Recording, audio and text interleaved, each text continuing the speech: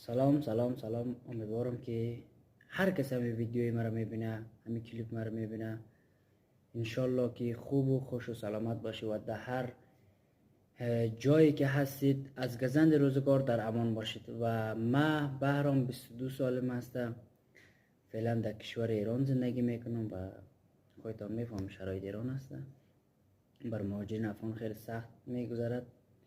و ما تازه این یوتیوب چینل خود تازه ساختیم و تازه میخوام در داخل یوتیوب چینل فعالیت کنم و از شما که ویدیوی مرا میبینید، کلیپ مرا میبینید و تماشا میکنید، خواهش میکنم که صفحه ما را یا چینل ما را سابسکرایب کنید یا دنبال بکنید تا ما با حمایت های شما پیشرفت کنم و بتونم که بعد از این ویدیوهای خود بهترین ویدیوها، بهترین محتواها، بهترین تولید محتوا را برای شما داشته باشم.